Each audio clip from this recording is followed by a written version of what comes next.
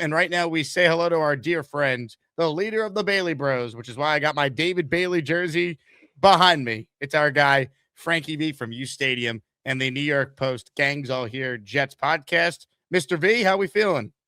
Feeling good, man. Feeling good. Now with these pads on, we're really going to see what Mr. David Bailey's about. So we just got a little taste of David Bailey recently. Now you're going to get the full shebang. You're going to get the full course meal coming up pretty soon. So, yeah, I'm excited, man. I'm excited for we're kind of a little more excited for this team than I thought I'd be at this point. If you were to ask me like a month ago, I'm excited. It's a different team.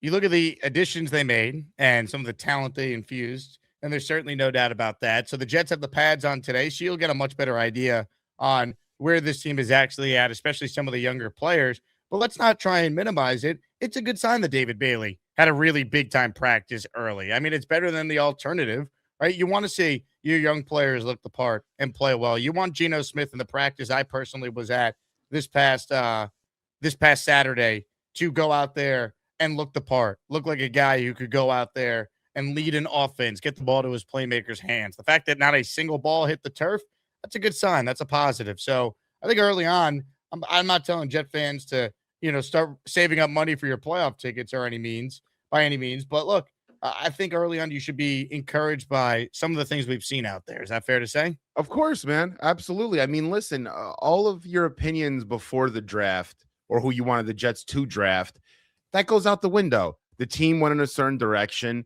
Yeah, you might have some reservations. You might have some doubts as to who they picked. But at the end of the day, there's nothing you can really do about it. So you can have to look at things sometimes objectively. And also, how do you know you were right about who you wanted them to pick also? I mean, what are you going to hold this resentment against the team forever because you had an idea and they had something different? Got to kind of go with the flow sometimes and move on. I didn't like, for example, what the Jets did in the 4th round. Hey, we'll see what happens. Maybe Kate Klubnik is a quality backup. Maybe he does push Geno at some point during the season. Maybe he makes Geno better. I did want an interior offensive lineman. We didn't get one. I'm not going to sit here today and say, they made a big mistake. We'll see what happens, man. I mean, but for the Bailey conversation, listen, you know me. There was never a doubt in my mind that was the right pick, Jake. I just think what this team needed was a pass rusher. And I looked actually at a list. The last Jet to have over 15 sacks or even over 14 sacks was Mark Gastineau, man, in 1983 when he had 19 sacks. So, I mean, a Jet hasn't had 14 or more sacks since then. The most you have after Gastineau at 13 and a half in 1985 is John Abraham and Dennis Byrd. Abraham had 13 in 01 and Dennis Byrd had 13 in 1990. So, I mean, before that, you have Sean Ellis, 12 and a half in 2003. This team hasn't been able to get a quality pass rusher that's going to get to the quarterback. I look at Bailey as a 13, 14, 15 sack guy. Not saying every year, but throughout spurts of his career, I could see him pulling a few of those seasons off. So this is something this team's needed. And I don't think we're really, I don't want to say prepared, but it's going to be exciting when you see David Bailey and Will McDonald getting after the quarterback. Now, hopefully that secondary can hold up, which is probably the biggest question mark and my biggest question mark going into camp. But yeah, not to get too ahead of myself. At this point, we'll see what happens regarding all of these picks. I like what Darren Muji did. I think he had a game plan going into the draft that I think could have differentiated the New York Jets versus another team. I don't think we're going to get a differentiator via coaching, but I think we could get one via the talent we're putting on the field. Kenyon Sadiq, Jake, another perfect example. Look how smooth he looks. I mean, Rich Cimini posted that clip. The way he gets in and out of his breaks, he looks like a slot wide receiver. That's a differentiator for your team. Omar Cooper Jr. bringing in another quality receiver differentiates your team. Pons has this, mental acuity that differentiates potentially what you're doing. So I like that Muji did things that wasn't like, we're going to take BPA corner at 16. We're going to take, best defensive tackle in the 2nd round. Like, no, he kind of thought a little differently, and I like that. Frankie V is my guest. Comments, questions, your super chats, cut the line. Did this make it move a little bit down below when you saw this? Well, did you see Polymarket came out with something that Viagra apparently cures cancer or helps stop the spread of cancer? Did you see that tweet they had? I did not. So I'm like, listen, I'm like, with David Bailey out there, I don't need any Viagra, okay? So we're all good. But thanks for the ad, Polymarket. But no, man, it's been a great couple days, man. Been great. Well, let's get you back down to earth a little bit because practice is underway. And Zach Rosenblatt reports that Armand Membu dominated his reps against David Bailey and Will McDonald in O-line versus D-line one-on-ones. Fashanu held Bailey as he attempted a spin move, so we got the win on that rep. Joe Tippmann won his reps against Shawan Briggs and David Onyemata. Worth noting, Joseph Asai still sidelined, and the big fatty in the middle, Tavondre Sweat, still sidelined. Again, I've been concerned from the jump about this Sweat injury. Hopefully he's back sooner rather than later because they need him. He's that important to their defense, stopping the run up front. But love getting the one-on-one battles because they actually matter now with the pads on. You actually can get some takeaways from them versus when the pads are off, it should favor the defensive line over the offensive line. Sometimes, yeah. I think Bailey and even McDonald, I think they'll benefit a lot from secondary moves. I think they both actually need to work on their initial pass rush move in a pass rush plan. But I like both their motors and their speed and their agility enough where I think they'll be able to, get quarterbacks into their laps on either side because of how relentless they can be off the edge. So I like that they constantly keep their motors moving. I do think, though, these drills are going to be monumental for them because they're going to have to learn how to get that initial move right. Because, listen, you can get sacks in the NFL. You can maybe get throughout a season 4 to 5, maybe 6 sacks off your relentlessness and just your motor. But to be one of the premier edge rushers in the league, you got to do it sometimes cleanly. And I think these drills will help them both develop that initial move, Jake. If Armand's oversetting, Bailey's got to be able to have that club move or that spin, and he's got to tighten that spin move up a little bit to be able to get to that next level. Hey, man, rookies, man, this is going to be good.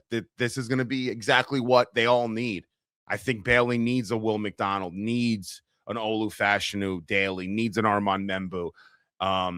They all need each other. And I think this is how you build a really good edge and tackle group. It's better this way than any other way. Let's say Bailey was in Tennessee right now working with those guys. It's really not going to really learn much or get much better. So these guys are all going to help each other. Iron sharpening iron is totally a theme here. So I'm excited, man. It's going to be a long camp. It's going to be a long preseason, and it's going to be an interesting season, man.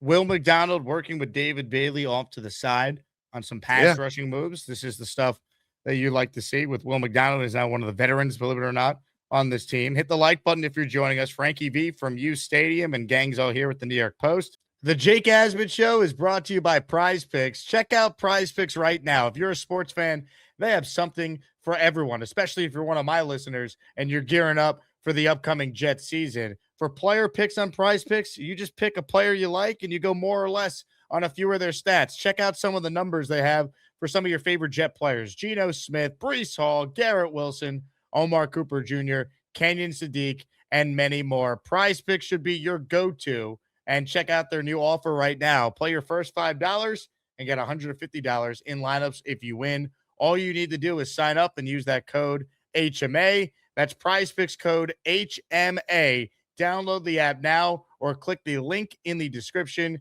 to download the PrizePicks app today. Rat Diddy checking in. He's in for 4. He says, pads are on, baby. Love hearing actual competent practices for a change. I did feel like they certainly had some competency. When I was watching them in person on Saturday, they had a real plan. They worked a lot of red zone periods. It was good to see Geno Smith connect immediately with Garrett Wilson. First couple plays go right to Garrett. They moved the ball down the field. They were excellent in the red zone. A.D. Mitchell, I thought he looked really good. He continued his ascension. One thing is for sure, if Geno's protected, he still could sling it. That arm is still live. And I believe in the weapons the Jets have. I know Garrett is Garrett. I think A.D. Mitchell, we can start to believe some of the hype that he's going to have a real role in this team. And assuming Sadiq is healthy, I like what he's going to add, complementing Mason Taylor, excuse me. I got baseball on my mind with this trade deadline stuff. Can we get coming Mason up. Miller? Yeah, it Is would be that nice. possible? Mason Miller play quarterback for the Jets, but Mason Taylor had a couple nice catches as well. So I think the weapons are legit. That Geno protected with these weapons. There's no excuse for the Jets to not have a top 20 offense in the sport. That should be the minimum expectation for the Jets. Absolutely. Yep. There's no question about it. And if they want to lead the league in turnovers on offense, honestly, I'm fine with it. Geno wants to throw, 17 interceptions. They want to have a bunch of fumbles. I don't really care, honestly. I want them to be well, I'm saying I want them to be aggressive. I don't want them to play this conservative style of offense, Jake. I think it comes with the territory. If you want to throw the ball all over the yard, you want to throw the ball down the field, that's also going to come with a certain amount of turnovers. Yes, I don't want them to lead the league in turnovers, I'm saying, but I want the young guys to get a lot of reps. I want Geno to go out there and sling it. People are talking about the Fitzpatrick year, right, in 15. That was kind of their mentality. They kind of didn't give a shit, and they were just throwing it everywhere. Marshall got targeted a ton of times. Decker a ton of times. They were just letting it rip. Let it rip this year. That's going to come with turnovers, by the way. We can't overreact. If you want to be aggressive on offense, there's a yin and a yang to it.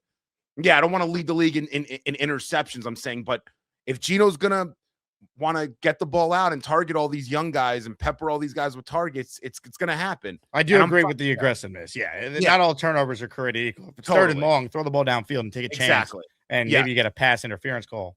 Like the Jets never do that. It's like, just throw it up. Give your playmakers a chance. Garrett has probably the most impressive catch in the NFL over the last 5 years. Why? Because Rodgers threw it up and gave him a chance against the Texans. Like sometimes just throw it up. Give your playmakers a chance. Yeah, I mean, we were talking about this with Kaz. We talk about it, it feels like every other podcast. Me and Ryan, we're talking about what we expect from this offense. And Kaz's response all the time is hilarious. He's like, can we not go into the 2-minute warning of the first half, waiting to get our first down?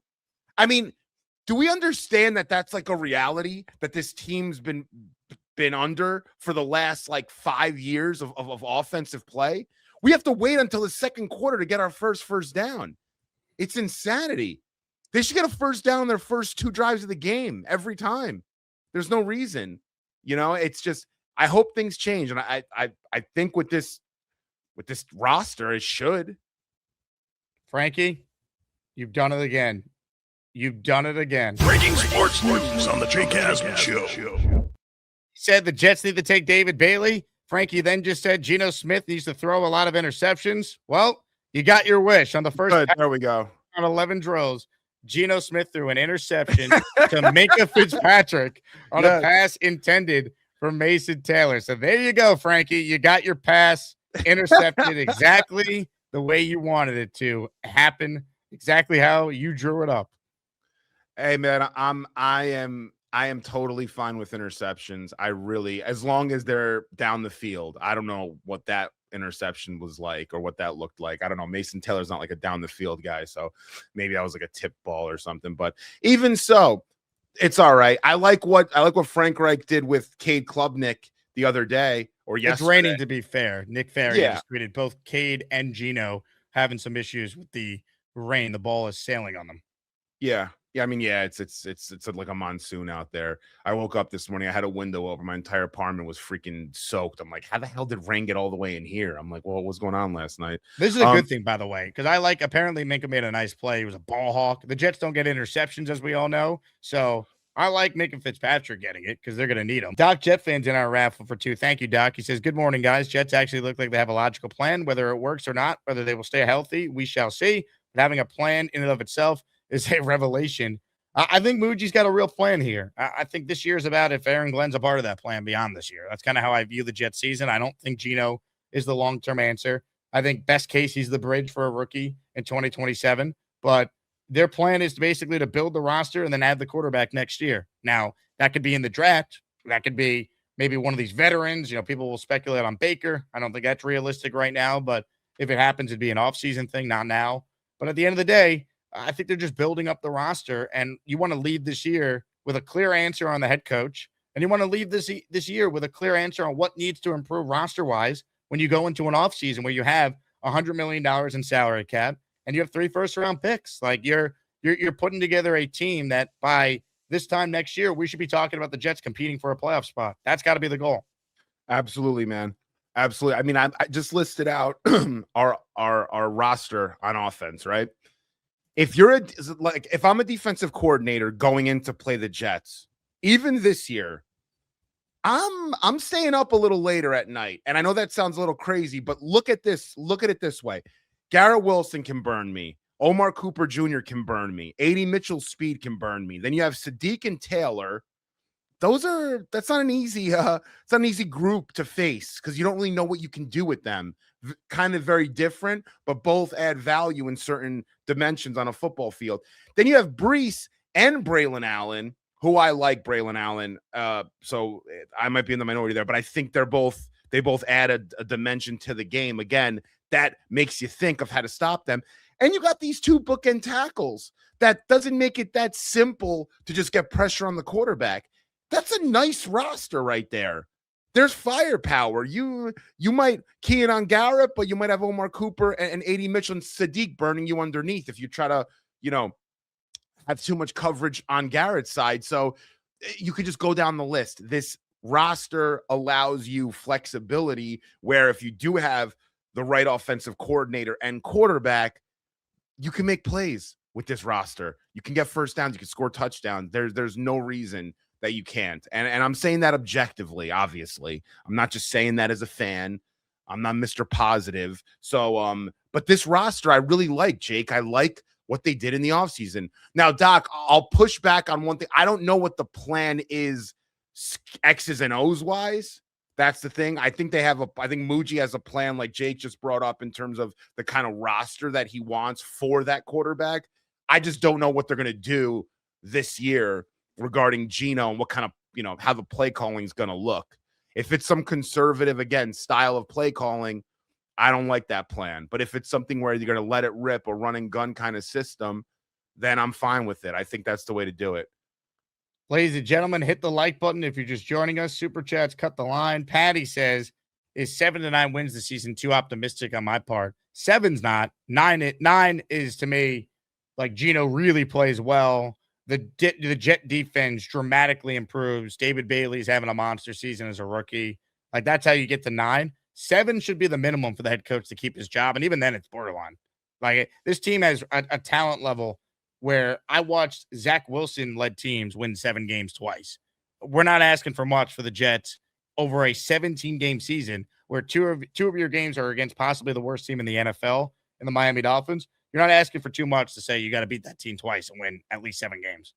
Yeah, no, 7 wins should never be optimistic, honestly. It shouldn't, especially when you have a 17-game season also. You have an extra game that everyone does. So, no, it shouldn't be. 9 maybe, but you're kind of toying around with, I guess, somewhere around their ceiling there. But I don't think their floor is that much further away from their ceiling. I think you're talking about a team in that, 5, 6, 7, 8, 9 range. So, we'll see. I think week 1, the more I think about it, and Jake, I was watching some of your segment with Don a little bit, and I like how you kind of gave it to him a little bit in the beginning there. You're like, hey, I've talked to a lot of people. It doesn't seem like I was that crazy when I said it's a must win or it can't lose. Everyone who said I was a madman now has the same opinion. You were right. It's a gigantic game. The Jets can try and downplay it all they want. And Jets PR could get all mad at me for having that opinion from the beginning, but it's true. Week 1 is a must win. You lose that game, why would any Jet fan expect this team is not starting 0-4? You know what, man? You know what? This is the problem, and I don't know if you meant that directly with Jets PR. We didn't have to touch on that, but this is the problem. Be accountable for the games that you're ready to play. Yes, week 1's a huge game. Step up to the win it. Go step win the up game. to the step up to the plate, baby. Don't hide. Don't say, oh, it's kind of a must win. But if no, it's a must freaking win. Deal with it. It's a big opportunity for you. It's also potentially going to derail some of what you can do this season. That's it. The pressure's on. Deal with the pressure. That's life. The pressure's on. You have one opportunity, like Eminem said. Pressure's on. Go up there and make it happen. If you can't make it happen, you're going to have to shuffle the deck a little bit. But don't shy away from the pressure now. Don't shy away. The pressure's right there. It's right in front of you. Go deal with it. Everyone always trying to shy away. No, it's a big game. You lose, it's not great. You don't have, you don't have 2 games versus the Titans week 1. You have 1. Amen. Ozzy. Here's the deal. Just got no chance unless you click on that like button. And you got to make sure you subscribe to the Jake Asman Show. You don't, you can get the f*** out. Now let's go, Asmaniacs. We're built for this shit.